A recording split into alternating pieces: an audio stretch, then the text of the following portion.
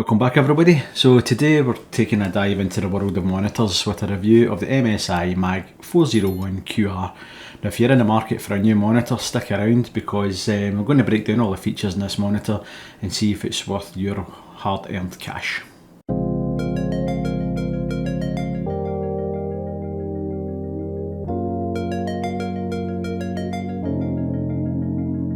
So before we cover all the specs and the features of this monitor, we'll do a quick unboxing video. Right, so we'll just slide the box in here, let you see it for the first time. So this again is the MAG401QR by MSI. Some of the icons or the logos that's on the box here.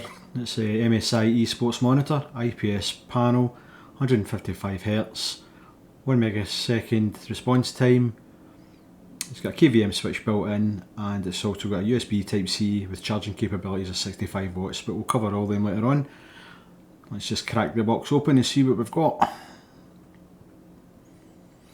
It's all nicely packaged, not as blatantly obvious as some monitors boxes you get, but nice and secure. Polystyrene cased, and at the back here we've got all the cables. So the first cable is the USB Type B to USB Type A cable. We've got one part of the monitor stand here. There's the left hand side if you're looking at it, and the right hand side of the monitor stand. Nice heavy metal, brushed metal finished it. And then we've got the main part of the stand, which has got quite a lot of weight to it. It's a big chunky solid piece of metal. Just got to have to put all this together. Obviously here we've got the mount, which should have tilt function on it. I'll need to check later on if it's got height function, sorry. And then here we have the DisplayPort cable. Just pop it open just to show you it is indeed a DisplayPort cable on both ends. And then we've also got the power cable here as well, which is just a typical 3-pin kettle lead. And then here we've got a bag of screws and stuff for putting the mount together or for wall mounting it. And there's other bits and bobs in there, instructions and a guide on how to set up the app and stuff. Now into the monitor itself, we just pop open the top lid. And at the bottom here, right away you can see these connections. So starting over the left hand side, there's an audio out, and then there's two HDMI inputs. And again I'll cover those later. We've also got a DisplayPort cable input, USB Type-C, USB Type A for hooking up to your computer for the KVM, and then the two USB Type A inputs. And then over to the other side here we've got the power connection. Round the back we've got a little joystick for your controls and getting into your menus and stuff, just a little typical joystick you get in these monitors. Up the top here we've got a kind of carbon fibre finish, and then we've got the MSI lighting here and a gloss panel. And here we've got the 100x100 Visa mounting. You can use a standard wall mount it. On the other side we've got a lovely glare finish, glare coating, anti-glare coating I should say. Along the top here it's 945mm by 416mm. Obviously that's different with the stand on it. MSI logo down the bottom. Nice small bezels for that kind of, what do you call it, frameless design. But yeah, very nice looking so far. Right, now we can get on to building the stand, and there shouldn't be too much to it. It's just a case of putting the two parts together like so. Two little slots in the frame here, or in the feet. Push those together and you can see there's a couple of screw holes at the bottom. And then all you do is then offer it up to the bottom of the actual the vertical part of the stand, and you can see in the total there's 6 screws at the bottom, 2 small ones for holding the 2 feet together, and then 4 for mounting it into the vertical bit. So it's just a case of fitting all of these screws. As I said, 6 in total. Oh, drop one. And when you're finished, all tightened up, it should look like something like this at the bottom. And you can see, as I said there, that's all 6 screws, 4 big ones and the 2 smaller ones.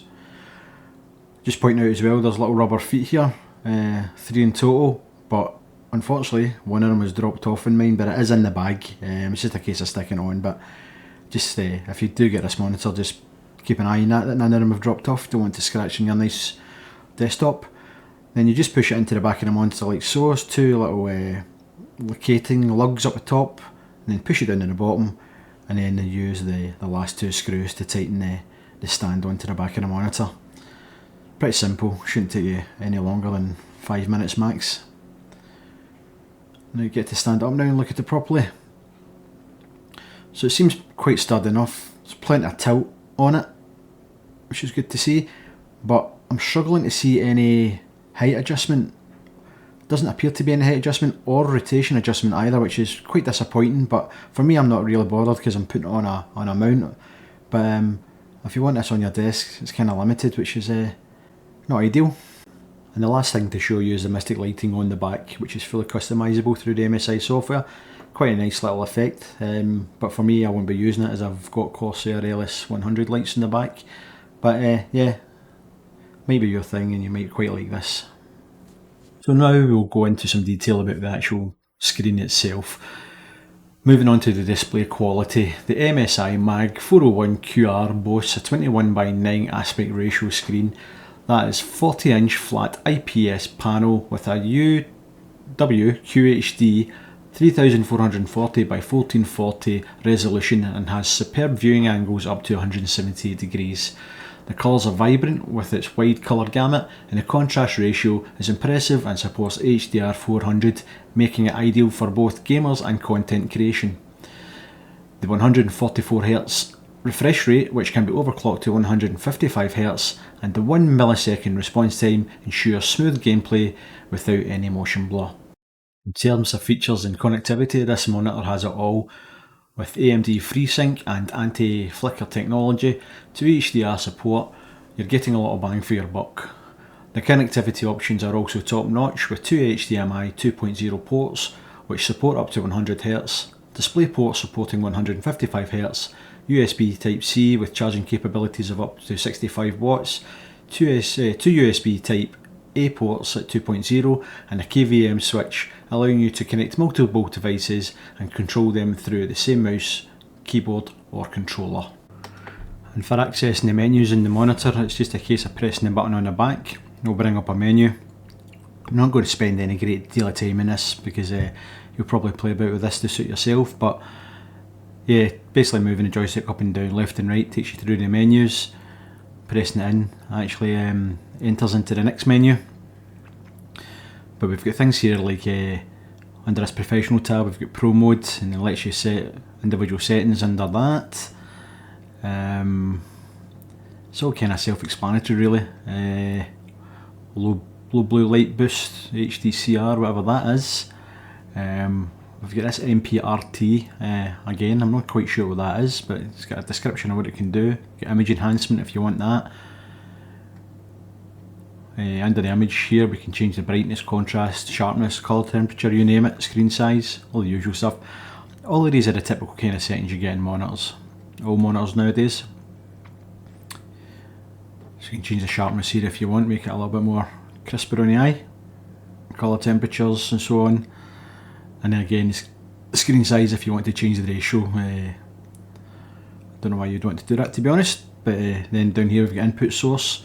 I'm currently selected the DisplayPort, but there's obviously HDMI and so on. You've got picture-in-picture and picture-by-picture if you want to use that feature. If you get multiple devices hooked up, you could have them sharing the screen. That may come in handy for some people if you're maybe working from a laptop and so on, and your computer. Nav key here is setting the shortcuts on the nav keys. If you just press them without actually pressing the middle button, it takes you into these quick menus and you can set them to whatever you like. And then down the bottom we've got multiple settings, language, transparency of the menu and so on, on-screen display timer, the RGB LED at the back if you want to turn that on or off. And then we've got power button. I think that's for what the power button does, if it actually turns the monitor off altogether or just puts it into standby. So as I say, you've probably seen all these kind of menus multiple times across all sorts of monitors that you've had. And here I'm going to show you another great feature that I wish was available in my old monitor, because I actually broke the joystick and couldn't use it. But if you go to the MSI Mag product page for the monitor and click on support, and then down here you'll see drivers and downloads, a couple of tabs here, driver and utility. Click on utility and you'll see Gaming Intelligence app. And now if you download that and install it, you can then open up the MSI gaming app and you should be getting a screen similar to this. But all the options that are on this is pretty much the exact same as what you would get through the menus of the monitor itself. All the different settings, racing, RTS, RPG, whatever kind of game that you're playing, you can click it to that, movie, office, so on. And then within each of those options, you can then basically do some fine adjustments to suit each of those different settings. But there's all sorts of options in here. You can have the crosshairs and stuff like that if you want to cheat using like FPS games. Again, adjusters here like for your sharpness and so on, contrast, brightness, everything's just kind of repeated from the menus that's in the monitor. But up here we've also got tools, things like pointer speed, a couple of other little things here, the project buttons. I'm not quite sure what these do, I need to look into that. Power setting, auto shut down if there's no signal received after a minute, you can change that. And then in here we've got a layout for your split screen. If you go picture in picture or whatever, or picture by picture, you can change the layout of how you want it to be, and then you can actually assign different functions, I think it is, to each of those windows. And then over here we've got a macro key as well, and that's for basically for launching the app if you want to assign that to a shortcut. And up here we've got some settings as well that adjusts, you can actually change the RGB lighting on the back of the monitor. This app has got Mystic Light built in, so it's got all different options there, the marquee, meteor, rainbow and so on, lightning effects, all the usual kind of RGB settings or effects you would get. So I thought I'd just show you this. As I say, it's really handy. I wish I had it in my old monitor because a bloke broke the bloody joypad, the little joystick, and this kind of app would have come in absolutely handy as hell. And then we've got some other settings here, quick switches and stuff like that for inputs, what the power button does, the timer for the on-screen display, hotkey settings and so on, and what the Navi key or a little joystick thing in the back of the monitor does. Again, just repeating myself here, basically everything you can do with a little joystick on the back of the monitor you can do through this app, which is extremely, in my opinion, extremely handy. Got a ray tracing button over here as well. So it probably needs a wee bit of playing around with to get everything set up the way you want it. But yeah, that's the app. So is the MSI MAG401QR worth it? In my opinion, yes it is. With its impressive display quality, features and connectivity, this monitor is a solid choice for gamers and content creators alike. While the resolution may not be the highest, the overall performance and the value make it a great addition to any setup. And that's a wrap of my review of my new monitor. Just a couple of things to mention. I'm coming from a 34-inch ultrawide monitor which had a curved screen with a curvature of 1500R, I think it was, and I was a little bit worried going from a curved monitor back to a flat screen monitor, which this is, and I've got to be honest, I've not noticed any difference whatsoever. Everybody always bangs on about the immersion of when you're playing games in a curved monitor, and I've got to be honest, I can't tell the difference. Maybe certain games you would prefer curved, but for me, I don't think it makes that big of a deal. Price, I bought this for £375 and it was roughly the same price in a lot of your local retailers in the UK, Scan, eBay, Arctis and so on. So for the price it is a truly superb monitor. But that's it, that's another one over. If you can, please leave a like and subscribe. If you have any questions about the monitor, I'm more than happy to answer them if you want to leave them in the comments, and I'll be back with something again soon. See you later.